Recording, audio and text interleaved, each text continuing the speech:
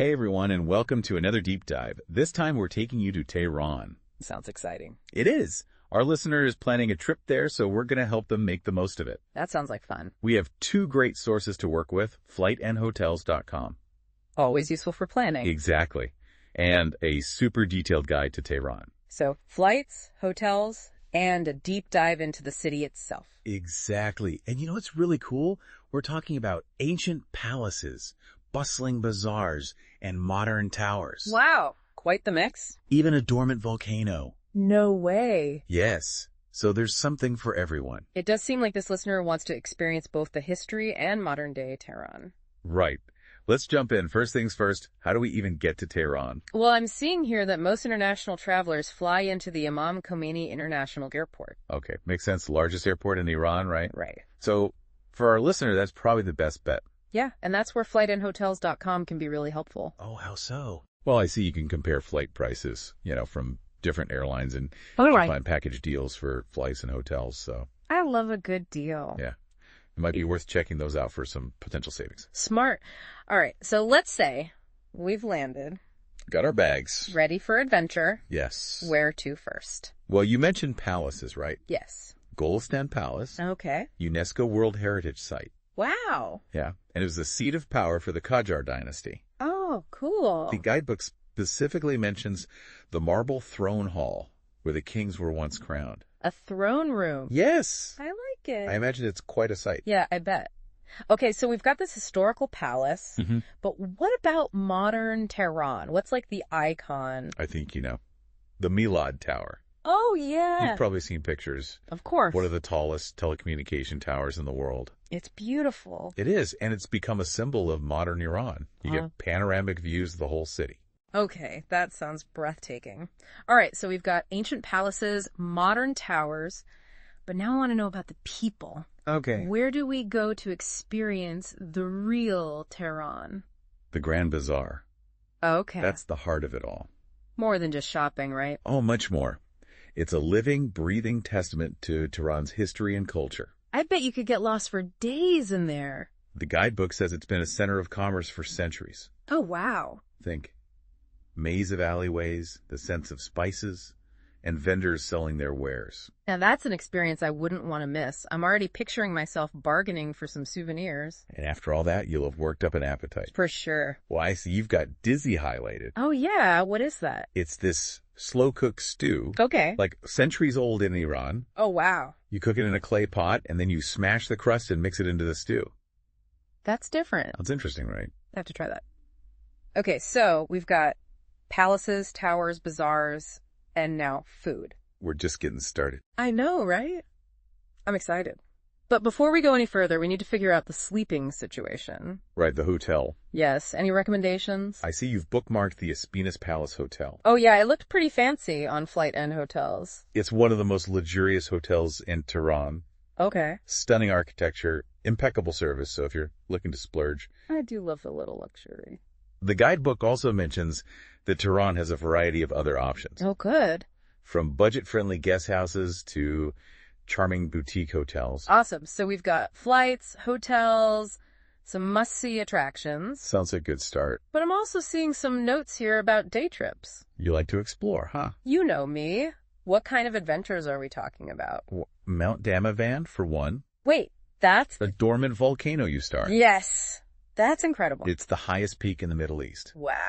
Popular spot for hiking and mountaineering. Okay, I'm in. From the summit, you can apparently see the Caspian Sea on a clear day. No way. It's true. The guidebook also mentions other options, like visiting Qom, Okay. a holy city with beautiful mosques, Oh, wow. or Kashan, which is known for its gardens and traditional houses. That's lovely. And if you're up for a scenic drive, you could head toward the Caspian Sea along the Chalice Road. Ooh, okay, so many options. It sounds like we need a whole section dedicated to these day trips. Agreed. But for now, let's stick with Tehran itself. Okay, sounds good. So, just to recap, we talked about getting to Tehran, exploring the Golestan Palace, For Milad Tower, the Grand Bazaar. We even started talking about food and day trips. we're making good progress. I think so too. But there's so much more to cover. Definitely. We still need to really dig into those incredible day trip options and explore Tehran's culinary scene And of course, help our listener figure out the best time to visit. Sounds like a plan. Can't wait to keep exploring. Me neither. Okay, so we're back. And I'm dying to know more about the Golestan Palace. It really is a fascinating place. Remember that marble throne hall we talked about? Oh yeah, the one designed to showcase the king's power. Yes. Tell me more about it. Well, get this. It actually sits on top of a network of underground chambers. Whoa, underground chambers. That's cool. What were they for? Storage, mostly, but also ventilation. Smart. Kept the palace cool during those hot Tehran summers. That's pretty ingenious. Combining practicality with a show of power. Exactly. Okay, but I also saw something about a mirror hall. What's that all about? Oh, you have to see it to believe it. Really? The entire room is covered in intricate mirror mosaics. Wow. They used it for receptions and ceremony. I bet it was dazzling. The light reflecting off all those mirrors, it must have been incredible. The guidebook actually says it's like stepping into a kaleidoscope. Oh, wow. I'm adding that to the must-see list for sure. Good choice. Okay, so we've explored this historical palace. Now let's jump to modern-day Tehran. Back to the Milad Tower. Yes. What can we expect there? Well, besides the amazing views, there's a revolving restaurant. Wait, so you can have dinner? While slowly rotating 360 degrees. That's so cool. There's also a museum, an art gallery, a cinema, even a shopping mall. A shopping mall? In a tower? It's a whole experience. I'm seeing a theme here. Tehran likes to combine things. You're not wrong. Okay, so you could spend a whole day at the Milad Tower. Easily. But let's not forget about the Grand Bazaar. Oh, you're going to love it. I can't wait. I'm ready to put my bargaining skills to the test. The guidebook actually has a tip for that. Oh, what is it? Don't be afraid to haggle. Oh, I won't. It's part of the culture. Good to know. So besides bargaining, what should I be on the lookout for? Well, remember you were interested in Persian architecture. Yeah. The Grand Bazaar itself is an architectural marvel. Wow. Vaulted ceilings, courtyards, some dating back centuries. It's like stepping back in time. Exactly. Okay, after all that exploring and bargaining, I'm gonna be starving. Time for some dizzy. Yes. Where should we go? The guidebook recommends a restaurant called Muslim. Muslim. It's supposed to be the best. For dizzy? Yes. They cook it over hot coals for hours. Sounds delicious. It's a local favorite, so you might want to make a reservation. Will do, but I have to ask, what about other culinary delights? Oh, Tehran has plenty to offer. Any recommendations? Well, I remember you were curious about saffron. Yes. It's used extensively in Persian cuisine. Oh, cool. In what? Everything. Rice dishes, sweets, even ice cream. Saffron ice cream. Interesting. I gotta try that. Definitely add it to the list. Okay, so we've got palaces, towers, bazaars, food. What's next? Let's talk about those day trips. Mountains, deserts, ancient cities. I'm ready for some adventure. Me too. Okay, day trips. I'm ready. You mentioned Mount Damavand, right? Yeah. That volcano. Oh, yeah. Definitely want to check that out. Well, the guidebook says if you want to climb to the summit, Yeah. you should probably hire a local guide. Okay, good to know. It can be a pretty challenging hike, and the altitude can be tough. That makes sense. So what if I'm not ready to conquer the highest peak in the Middle East? There are other options. Like what? They have hiking trails around the base Oh, cool. with amazing views, Okay. but without the, super intense climb. That sounds more my speed.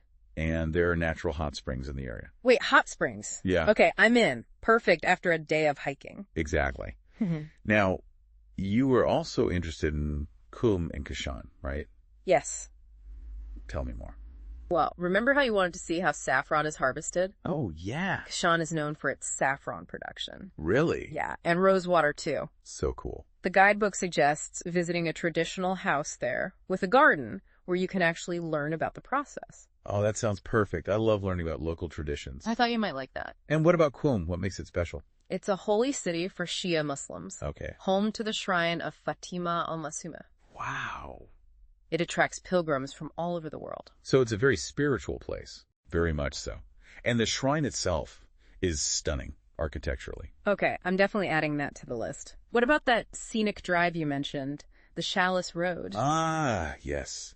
It's considered one of the most beautiful roads in Iran. Oh, wow. It winds through the Alborz Mountains. Amazing. And you get these breathtaking views of the Caspian Sea. I can't wait to see that. You should stop at one of the roadside restaurants along the way. Oh, for sure. What's good there? Fresh trout. It's a local specialty. Okay, I'm sold. Fresh trout with a view sounds perfect. You'll love it. So we've covered mountains, gardens, holy cities, a scenic drive. It sounds like we could spend weeks just exploring the areas around Tehran. It's true. There is so much to see. Okay, last question. When's the best time to visit? Well, you mentioned you prefer shoulder seasons, right? Yeah, fewer crowds. Spring or fall would be ideal. Okay. Pleasant weather, you'll avoid the summer heat and the winter snow.